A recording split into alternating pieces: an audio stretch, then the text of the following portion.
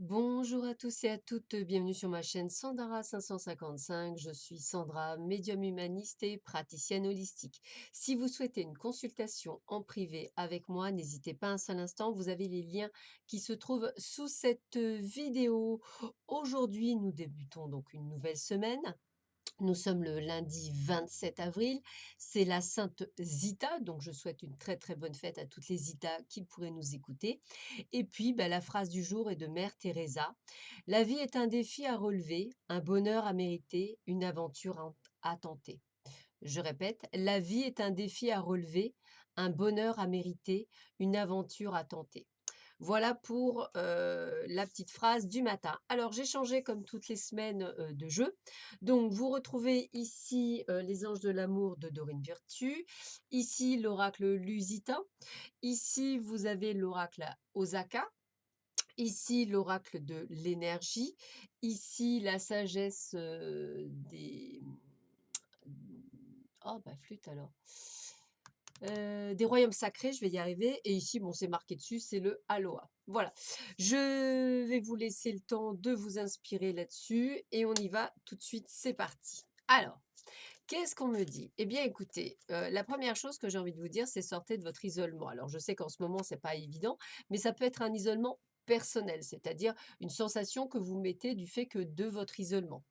On nous dit de faire un effort, c'est-à-dire faire un effort pour sortir de cet isolement et surtout d'être prête à attirer à vous l'amour. Alors, c'est quand même très, très, très chouette comme message parce que depuis, je dirais, le début du confinement, je me rappelle qu'à chaque fois, on vous prépare quand même à la sortie au niveau amoureux, comme si vous alliez pouvoir peut-être trouver pendant ce confinement des personnes via les réseaux sociaux. Hein, ça, je sais qu'il y a certaines personnes qui vont trouver leur personne de cœur là-dessus, hein, il n'y a jamais de hasard.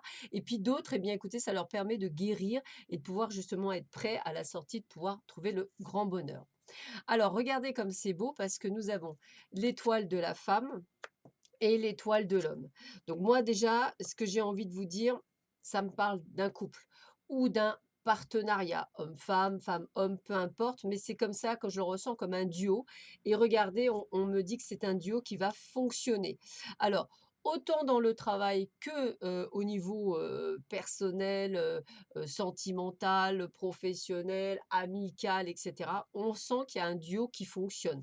C'est peut-être aussi le fait que votre yin et votre yang soient vraiment mis en équilibre et là, pof, on est vraiment dans le bon. Alors, qu'est-ce qu'on nous dit encore? Eh bien, on vous parle encore de solitude. Alors, cette solitude, moi, j'ai envie de vous dire, il va falloir vraiment que vous en sortiez, sortir de là, pour faire quoi? Pour vous reconnecter à la Terre, c'est-à-dire à Gaïa, hein. Donc, n'hésitez pas à faire des exercices d'ancrage, à vous ancrer, à vous sortir. La méditation, c'est bien aussi pour sortir de l'isolement, parce qu'elle vous permet de toucher autre chose. Et on parle de l'énergie féminin. Donc, on voit bien que c'est vous en tant que consultant qui avait, on va dire, ce travail à faire. D'ailleurs, là aussi, hein, c'est vraiment le travail du consultant. J'ai même l'impression d'un masculin et d'un féminin mis en équilibre en ce moment. Peut-être que c'est ce qu'on vous demande, sortir le meilleur du côté masculin et féminin qui peut exister en vous pour justement aller là où il faut. Avec le veilleur de pluie, on vous demande d'avoir la sagesse et la force du divin. Ça veut dire que vous avez, pour beaucoup d'entre vous, le divin avec vous.